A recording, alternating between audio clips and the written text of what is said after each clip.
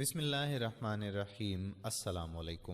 قرآن مجید میں بیان ہونے والے بہترین قصوں میں سے ایک قصہ بنی نوع انسان کے باپ حضرت آدم علیہ السلام کا ہے۔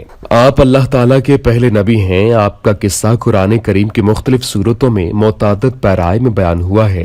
اللہ تعالیٰ نے سورہ بقرہ میں اس قصے کو بیان کرتے ہوئے فرمایا، اور وہ وقت یاد کرنے کے قابل ہے جب تمہارے پروردگار نے فرشتوں سے فرمایا کہ میں زمین میں اپنا نائب بنانے والا ہوں۔ انہوں نے کہا، کیا تو اس میں ایسے شخص کو نائب بنانا چاہتا ہے جو خرابیاں کرے اور کشت و خون کرتا پھرے، اور ہم تیری تعریف کے ساتھ تسبیح و تقدیس کرتے رہتے ہیں؟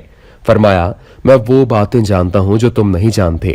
اور اس نے آدم علیہ السلام کو سب چیزوں کے نام سکھائے، پھر ان کو فرشتوں کے سامنے پیش کیا اور فرمایا کہ اگر تم سچے ہو تو مجھے ان کے نام بتاؤ۔ انہوں نے کہا، تو پاک ہے، جتنا علم تو نے ہمیں بخشا ہے اس کے سوا ہمیں کچھ معلوم نہیں، بے شک تو دانا اور حکمت والا ہے۔ تب اللہ تعالیٰ نے آدم علیہ السلام کو حکم دیا، آدم علیہ السلام، تم ان کو ان چیزوں کے نام بتاؤ۔ جب انہوں نے ان کے نام بتائے تو اللہ تعالیٰ نے فرشتوں سے فرمایا، کیوں؟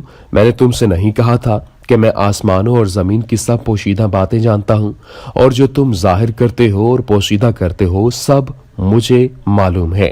ناظرین گرامی، حضرت عبداللہ ابن مسعود رضی اللہ تعالی عنہ سے مروی ہے کہ اپنی پسندیدہ چیز پیدا کرنے کے لیے اللہ تعالیٰ اپنی شان کے مطابق عرش پر مستوی ہوا اور فرشتوں سے فرمایا، میں زمین میں خلیفہ بنانے والا ہوں۔ پھر اللہ تعالیٰ نے حضرت جبرائیل علیہ السلام کو مٹی لینے کے لیے زمین پر بھیجا تو زمین نے کہا، میں اس بات سے تم سے اللہ تعالیٰ کی پناہ طلب کرتی ہوں کہ مجھ سے کوئی چیز کم کی جائے یا میری کوئی چیز خراب کی جائے۔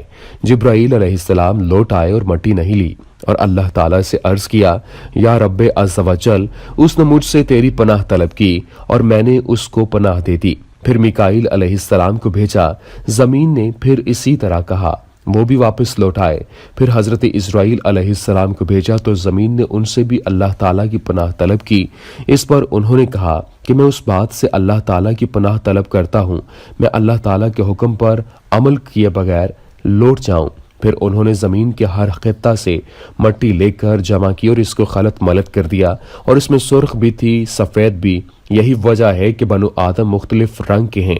وہ اس مٹی کو لے کر اوپر چڑھے اور اس کو گیلا کر دیا، پھر اس گندی مٹی کو پڑا رہنے دیا حتیٰ کہ وہ سڑ گئی، جیسا کہ سورہ ہجر میں ارشاد ہے، اور بے شک ہم نے انسان کو بجتی ہوئی خشک مٹی سے بنایا جو پہلے سیاہ بدبودار گارا تھی۔ ابن اسحاق روایت کرتے ہیں کہ اللہ تعالیٰ زیادہ جانتا ہے، لیکن کہا گیا کہ اللہ تعالیٰ نے آدم کا پتلا بنایا، پھر اسے چھوڑ دیا اور اسے 40 روز تک دیکھتا رہا، یہاں تک کہ وہ ٹھیکرے کی طرح آواز دینے لگی اور بغیر پکائے ہی پختہ ہو گئی۔ جب یہ پتلا اچھی طرح پختہ ہو گیا تو اللہ تعالیٰ نے اس میں روح پھونکنے کا ارادہ فرمایا تو پتلے کو فرشتوں کے سامنے کیا اور کہا کہ جب میں اس میں روح پھونک دوں تو تم اس کے سامنے سجدہ میں گر جانا۔ ناظرین، ابن عباس اور دیگر صحابہ کرام رضی اللہ تعالی عنہم روایت کرتے ہیں کہ جب اللہ نے آدم علیہ السلام کے اندر روح پھونکنے کا ارادہ فرمایا تو فرشتوں سے فرمایا کہ جب میں اس کے اندر روح پھونک دوں تو تم اس کے سامنے سجدہ میں گر پڑنا۔ اس کے بعد تمام فرشتوں نے سجدہ کیا، لیکن ابلیس نے انکار کیا اور تکبر کا اظہار کیا اور کافروں میں سے ہو گیا۔ اللہ تعالیٰ نے ابلیس سے پوچھا، جس چیز کو میں نے اپنے دست قدرت سے بنایا اس کو سجدہ کرنے سے تجھے کس چیز نے روکا ہے؟ شیطان نے جواب دیا، چونکہ میں اس سے بہتر ہوں لہٰذا میں ایسے انسان اپنے سے کمتر کو سجدہ نہیں کر سکتا جسے آپ نے مٹی سے پیدا فرمایا۔ اللہ تعالیٰ نے ارشاد فرمایا، تو یہاں سے اتر اور نکل جا، تیرے لیے تکبر مناسب نہیں تھا، تو ذلیل و خوار ہو گیا۔ اس کے بعد وہ فرشتے جو اس وقت ابلیس کے ساتھ تھے، نہ کہ تمام فرشتے، انہیں سجدہ کرنے کا حکم ہوا۔ ابلیس کے سوا سب نے سجدہ کیا کیونکہ اس کے دل میں غرور و تکبر موجود تھا۔ اسی تکبر کی وجہ سے کہا، میں اس سے بہتر ہوں اور عمر میں بھی اس سے بڑا ہوں، خلقت کے اعتبار سے بھی اس سے قوی ہوں۔ آپ نے مجھے آگ سے پیدا کیا اور اس سے مٹی سے، اور آگ مٹی سے قوی ہی ہوتی ہے۔ ابلیس کے سجدہ نہ کرنے سے اور طرح طرح کے اعتراض پر اللہ تعالیٰ نے اسے ہر خوبی سے محروم کر دیا اور ہر بھلائی سے مایوس کر دیا، اسے اپنی بارگاہ سے دھتکارا اور شیطان بنا دیا۔ یہ سب کچھ اس کے ساتھ اس کی نافرمانی کی سزا کے طور پر ہوا۔